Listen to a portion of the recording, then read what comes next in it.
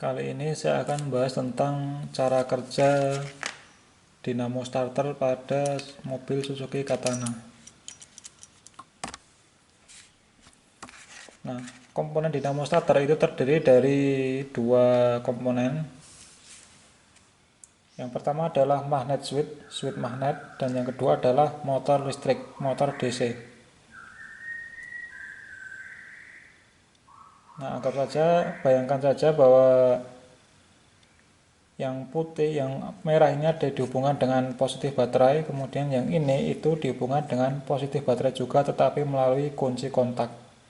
Jadi ini adalah positif baterai kunci kontak, ini adalah positif baterai secara langsung, kemudian bodi dapat negatif aki juga, negatif baterai.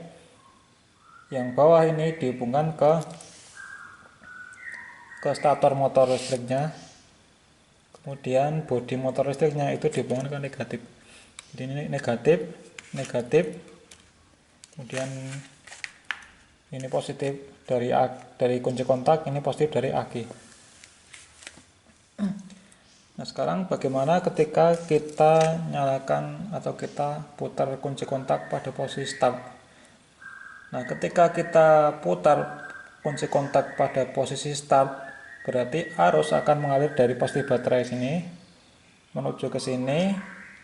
Nah, ini ada dua cabang. Ini adalah koil dalamnya, ada dua koil. Yang pertama adalah koil penahan, yang kedua adalah koil penarik. Nah, koil penahannya itu dicabang dari sini, kemudian ke lilitan, koil kan lilitan ya. Kemudian ke sambungan ke bodi. Ini dapat negatif aki. Nah, itu adalah cabang yang pertama. Kemudian cabang yang kedua adalah dari sini kumparan, ini adalah namanya kumparan penarik. Nah, ujung kumparan penarik itu adalah di sini. Jadi kalau ujung kumparan penahan itu adalah di bodi sini, dihubungkan negatif aki. Kalau ujung dari kumparan penarik atau koil penarik itu adalah di sini. Nah, ujung dari kumparan penarik ini dihubungkan ke stator motor listrik. Nah, dari stator motor listrik itu dihubungkan ke kumparan. Nah, ini di cabang 2. Ini lihat. Yang pertama adalah ke sini, yang kedua adalah ini, ke sini.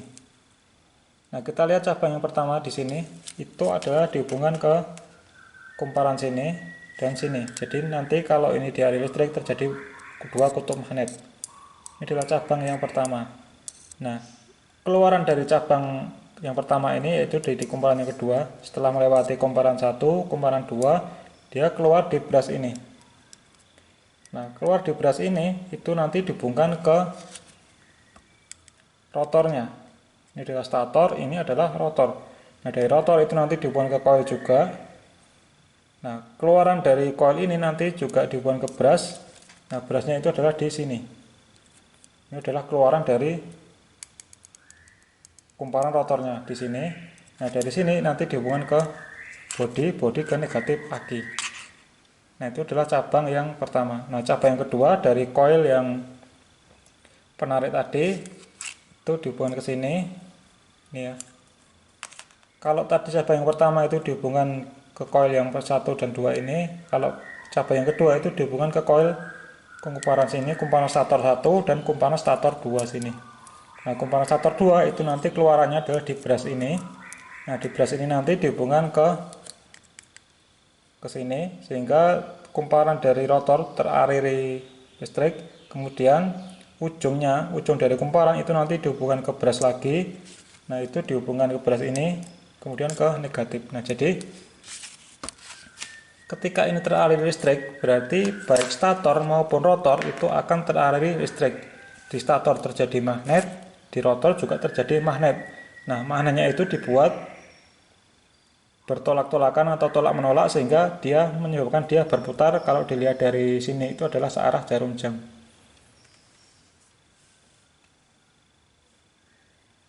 Nah, jadi saya ulangi lagi, kalau kita putar kunci kotak pada posisi start, berarti arus mengalir ke sini, dia akan melewati kumparan yang penahan, yaitu yang di sini ke bodi dan juga ke penarik.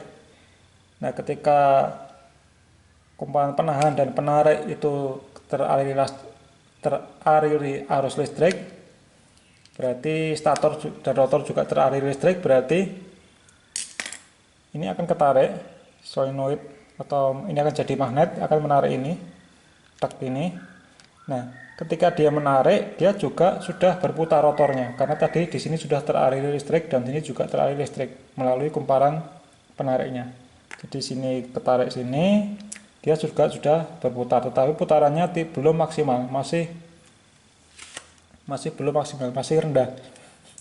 Nah, ketika ini ketarik, ini akan kedorong sini, hingga dia akan kedorong ke kiri.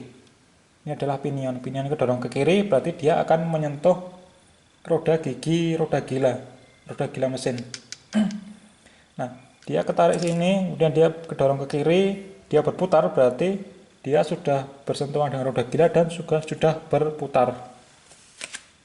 Nah, itu kejadian yang pertama, berarti baik koil yang penarik maupun penahan terkena arus.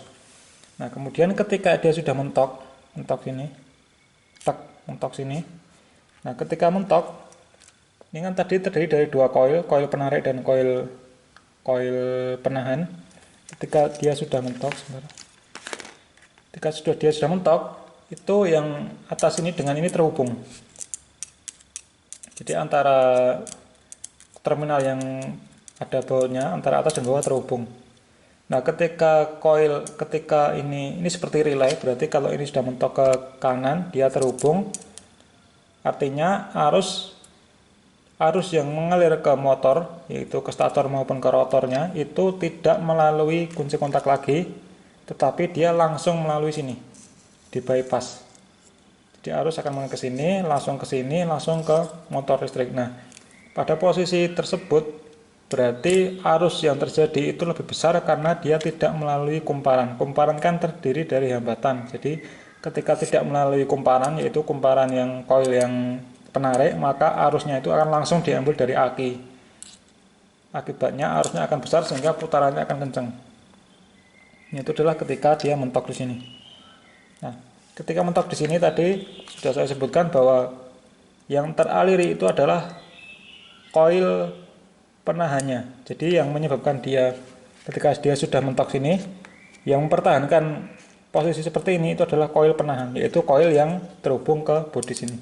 Nah, sedangkan koil penariknya tidak teraliri listrik karena dia sudah di bypass oleh sini. Kan kalau listrik itu terdiri dari dua cabang, satunya itu ada hambatan yaitu koil, misalkan dalam hal ini, satunya lagi tidak ada hambatan karena dia langsung terhubung, maka arus itu akan lebih memilih yang tanpa hambatan. Nah, dengan demikian ketika ada dua cabang, yaitu yang pertama melalui kumparan lilitan penarik lalu ke sini, itu cabang yang pertama. Cabang yang kedua dia langsung dari sini ke sini, berarti listrik hanya akan melalui sini langsung, tidak melalui kumparan. Nah, dengan demikian ketika posisinya sudah mentok sini, itu yang membuat magnetnya di sini itu hanyalah koil penahan. Kalau seperti itu berarti dia sudah mentok ke kiri dengan kecepatan tinggi, gitu. Kemudian ketika mesinnya sudah jalan, dia akan kedorong oleh flywheelnya. Atau ketika mesin sudah berjalan, sudah berputar, kita bisa matikan kunci kontaknya di posisi on lagi, sehingga ini sudah tidak dapat arus. Berarti yang tadi yang koil penahannya tidak ada arus, berarti dia sudah kembali ke posisi awal, sehingga dia akan kembali lagi ke sini. Nah, seperti itu cara kerjanya. Secara umum dari sistem starter atau dinamo starter mobil Katana. Nah, kemudian ada lagi komponen yang perlu kita pahami, yaitu tentang kopling ini. Ini adalah kopling overrunning. Ini komponennya terdiri dari seperti ini. Jadi ini ada di sini itu ada namanya one way valve, one way clutch ya, kopling satu arah. Jadi kalau ini kita putar berlawanan arah jarum jam ini, dia akan ini dua ini dia akan terhubung, udah mentok ini. Tetapi kalau kita putar searah jarum jam terjadi, ini lihat, dia akan bisa berputar bebas. Nah, ketika kita balik, nah, dia ngunci ini. Ketika kita putar searah jarum jam, dia bisa berputar. Nah, ini adalah namanya kopling magnetnya, kopling overrunning. Nah, kemudian ada juga alur yang menyebabkan dia berputar ketika didorong, putar sedikit. Itu ini. Ini ada coakan, kemudian di dalamnya di asnya itu ada tonjolan. Tonjolannya itu miring. Jadi ketika ini kita tarik, dia akan mengikuti tonjolan tersebut, mengikuti alur tersebut, sehingga dia berputar. Nah, apa gunanya dari kopling secara umum ini adalah koplingnya? Tujuannya adalah ketika kita start, ketika kita start kan dia bergerak ke sini. Nah, putaran dari motor itu adalah searah jarum jam ini. Nah, ketika kita sudah aktifkan, plug, kemudian berputar searah jarum jam, maka di flywheelnya itu akan berputar berlawanan arah jarum jam. Ini kan kedorong sini ya. Tak itu. Tak. Ketika ini berputar, maka flywheel akan berputar berlawanan arah jarum jam. Karena kan mesin kalau dilihat dari depan itu kan putarannya searah jarum jam. Sedangkan ini adalah kita lihat dari belakang, sehingga putaran flywheelnya itu berlawanan arah jarum jam. Karena motor starternya berlawanan putarannya searah jarum jam. Nah, itu adalah ketika mesin belum menyala, dia berputar gini.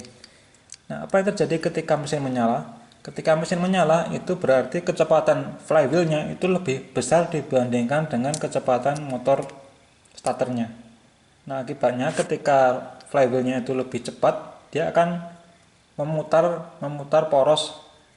memutar gigi pinion dari motor starter. Nah, ketika ini diputar berarti apa yang terjadi? Kita lihat, yang diputar oleh roda gila, berarti dia akan sini. Tak.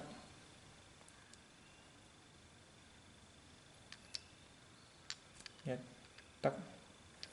Kalau dia misalkan dia belum kita off kan, artinya koplingnya itu masih di sini. Kalau ini masih ketahan ini.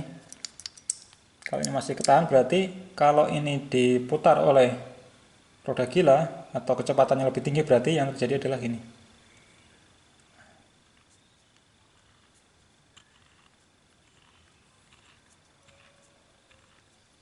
Nah, terus kalau kita sudah off kan kunci kontaknya, berarti dia akan kembali ke sini. Nah, dia sambil berputar searah jarum jam, dia akan mundur juga. Nah, ditambah dengan gerakan mundur supaya apa? Supaya dia tidak melawan. Ini di gerakan mundur dan juga berlawanan, dia mundur juga sekaligus searah jarum jam supaya dia tidak menahan dari gerakan roda gilanya. Roda gilanya kan berlawanan arah jarum jam. Kalau ini ke sana berarti dia tidak menahan dari gerakan roda gilanya. Nah, itu adalah secara umum. Nah, sekarang saya akan uji coba cara kerja dari switch magnet ini. Jadi sebelum kita ngecek yang kopling switch magnet ini tadi ya. Jadi ketika ini kita on kan, kemudian dia berputar ini. Jadi ketika putaran roda gila itu lebih tinggi, dia tidak memutar motor listrik ya. Jadi motor listrik itu tujuannya adalah memutar roda gila atau mesin. Ketika mesin itu putarannya lebih tinggi, dia jangan sampai memutar poros dari motor ini. Karena kalau dia ikut berputar berarti nanti putarannya akan tinggi, malah dia akan menjadi generator kalau nggak salah ya. Jadi generator berarti nanti dia akan bisa jadi generator dan akan nggak tahu, mungkin bisa merusak sistem kelistrikan mungkin ya. Jadi dihindari ya, jadi dihindari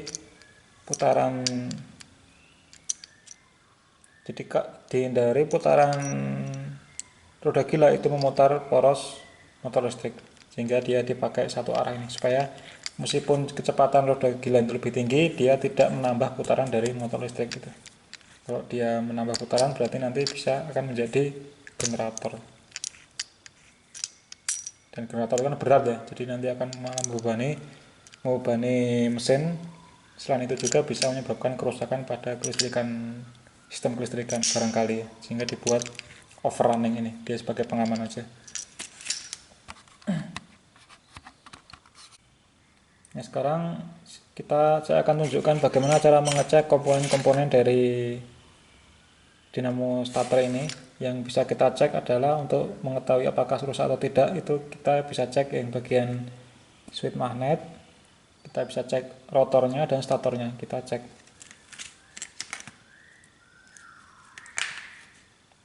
Ya, posisi dari switch magnetnya seperti itu. Juga lepas nih, ini plunyernya, ini kemudian ada begasnya, ada pernya, dalamnya seperti ini. Nah, tadi yang ini kan dari kunci kontak starter, kemudian ini dari positif AC langsung, kemudian ini menuju ke starter atau ke motor listrik. Nah, yang ini itu tidak ada gunanya ya kalau nggak salah, kan tidak terhubung apa-apa, sehingga ini tidak ada gunanya. Jadi yang berguna adalah 3 ini. Nah, sekarang bagaimana cara mengecek koil pertama, koil penarik dulu. Nah, koil penarik tadi sudah kita bahas bahwa koil penarik itu disabang dari sini dan koil kemudian keluarnya di sini. Nah, berarti untuk mengeceknya kita bisa pakai buzzer. Kalau ini ada hubungan berarti bagus. Nah, untuk koil yang penahan berarti dari sini, koilnya kan sini, kemudian ke body. Berarti nanti kita hubungkan dari sini ke body. Kalau dia terhubung pakai buzzer, itu berarti posisi koil penahannya bagus. Kita coba cek. Kita pakai buzzer, ini ada suaranya.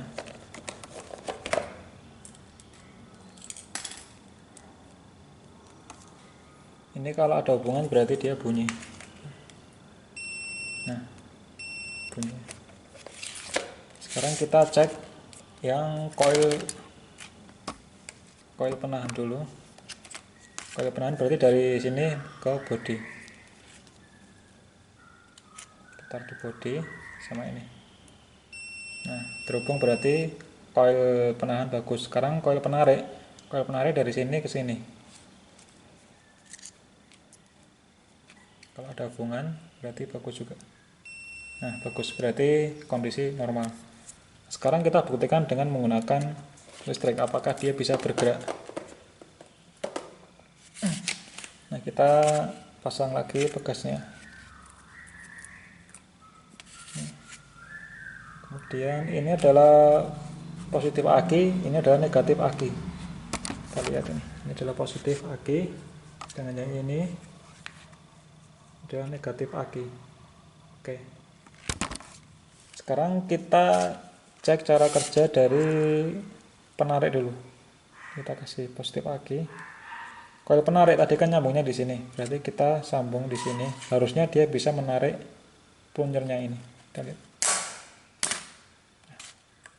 Terbuktikan tidak rusak, kita bisa bekerja dengan baik. Nah, teman-teman kalau melakukan ini jangan lama-lama ya, cukup sebentar aja. Takutnya rusak karena panas ya. Jadi ini koil penariknya bisa bekerja. Sekarang kita coba koil penahannya. Koil penahan dari sini ke body. Nah, kita lihat fungsi dari penahan kan tidak untuk menarik. Jadi koil penarik itu dia tidak koil penahan dia tidak kuat menarik, dia hanya kuat menahan. Kita buktikan. Bisa nggak dia narik? Nah, dia tidak bisa narik. Nah, tapi dia bisa nahan. Kita coba cek. Masukkan dulu, kemudian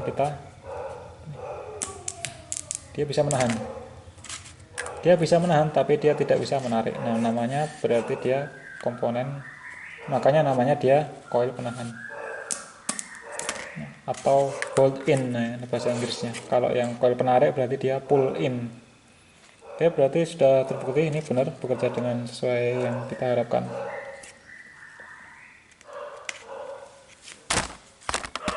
Nah, sekarang kita cek yang statornya dulu.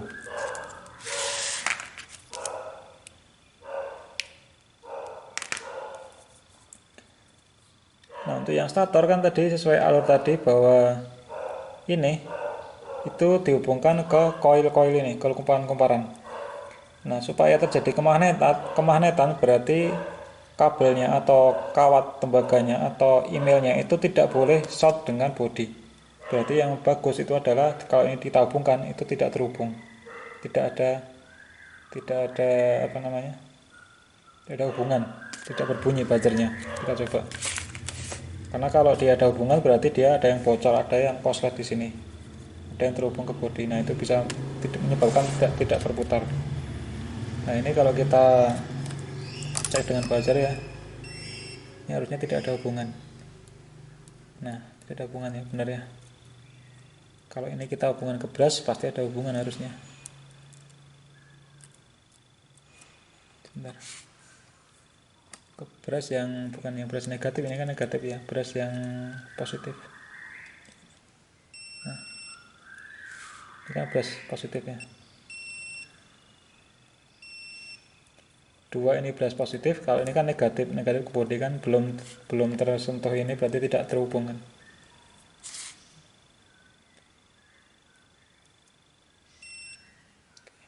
Oke. Itu normal, tidak ada short antara lilitan dengan body.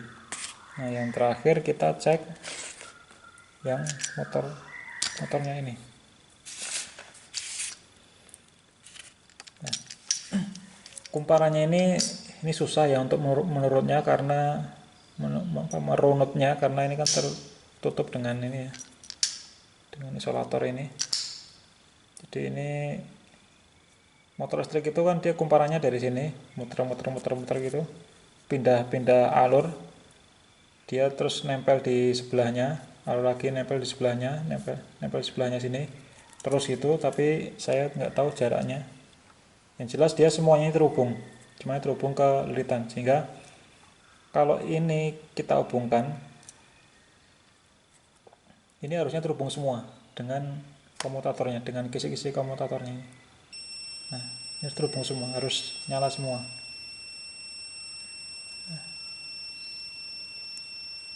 Terhubung semua udah bener nih. Nah, kemudian sama kayak yang ini tadi, ini ke sini itu harus tidak ada hubungan. Nah, kalau ada hubungan berarti nanti tidak terbentuk medan magnet. Nah, bener ya, tidak ada hubungan. Oke, berarti kondisi normal semua. Kemudian kalau supaya bagus ini udah saya amplas ya, pakai amplas yang saya pakainya yang amplas 2000 ya. Ini di bawah 2000 nggak apa-apa ya supaya bersih.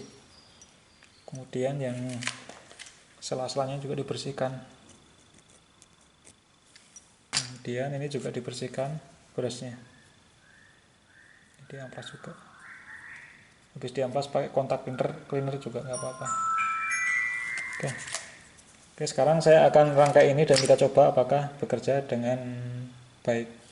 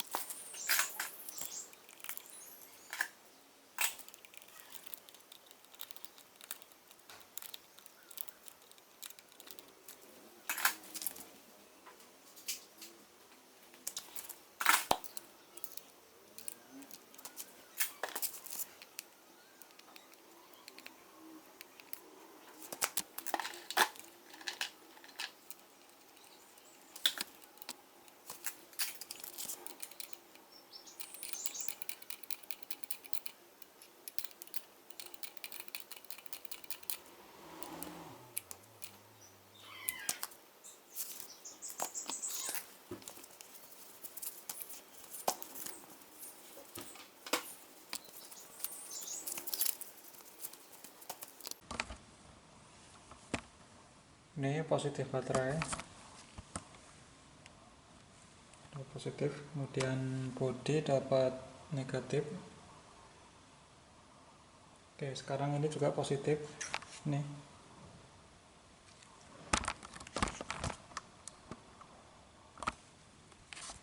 Positif akan saya sambungkan di skunnya ini.